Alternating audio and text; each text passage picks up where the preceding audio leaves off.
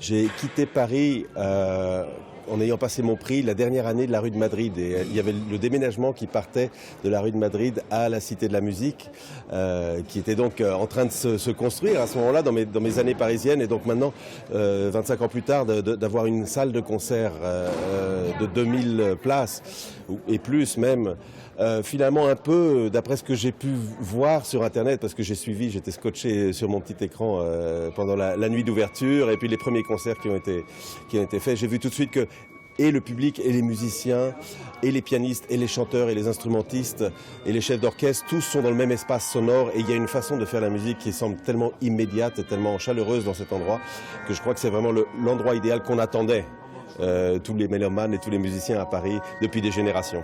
Alors la vie musicale parisienne se déplace géographiquement dans l'espace parisien, dans l'idée d'un grand Paris finalement. Au départ c'était un cocon vraiment limité à un espace autour de rue Faubourg Saint-Honoré, puis de l'autre côté Champs-Élysées jusque vers la Seine comme ça. Et puis maintenant effectivement avec les différents projets musicaux, notamment la Cité de la Musique, tout le projet pédagogique, le travail qui s'est fait depuis des années à la Cité de la Musique et maintenant donc avec la Grande Philharmonie, c'est effectivement d'élargir le public, l'accessibilité à la musique et puis de placer la musique géographiquement ailleurs de façon à ce qu'elle soit plus tournée également vers un peu comme c'est le cas ici à Berlin avec cette philharmonie qui est d'un côté en plein centre-ville mais de l'autre côté adossée au plus grand parc. C'est un système cœur-poumon un petit peu à l'intérieur de la ville et je crois que Paris dans l'idée du Grand Paris est en train de se réinventer complètement et là c'est très important que nous musiciens soyons avec un outil tellement formidable que la Philharmonie de Paris des acteurs de ce changement dans l'urbanisme de cette formidable métropole.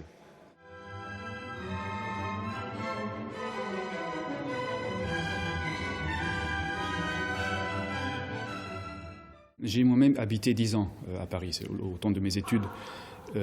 Pendant ces 10 années, j'ai pu, de façon heureuse, si puis-je dire, profiter, entre guillemets, des salles qui étaient à Paris. Et j'ai souvent, en tant que Parisien moi-même pendant 10 ans, j'ai souvent été au milieu de discussions, des plaintes. Nous n'avons pas de salle à Paris, nous n'avons pas de salle. La Philharmonie de Paris arrive donc avec une très belle surprise parce que ça a été un énorme succès. Je pense que je suis très heureux pour les Français, pour les Parisiens. Moi-même, en tant qu'ex-parisien, je suis très heureux de ça et je suis très heureux de voir que donc une nouvelle salle offre d'énormes nouvelles possibilités sur le plan concertiste, mais aussi sur le plan, comme vous m'avez dit, sur le plan de l'éducation. Et je trouve que cela vient renforcer un vouloir divulguer pour les jeunes générations. C'est différent. Après, ça serait difficile de dire ce qui est mieux ou moins bien. La Philharmonie, c'est évidemment, il y a déjà ce côté historique, on va dire, que la Philharmonie de Paris aura aura tout simplement dans 50 ans, quoi. Je veux dire, c'est normal, quoi. Il y aura des concerts, il y aura eu des...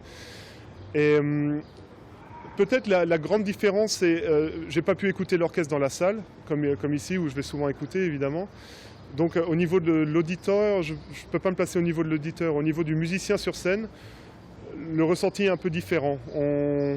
Mais ce qui est important, c'est qu'on arrive très bien à entendre chaque groupe. Pour nous, c'est vraiment important de pouvoir se situer dans l'orchestre, pouvoir entendre les altos, les premiers violons, entendre tous les instruments.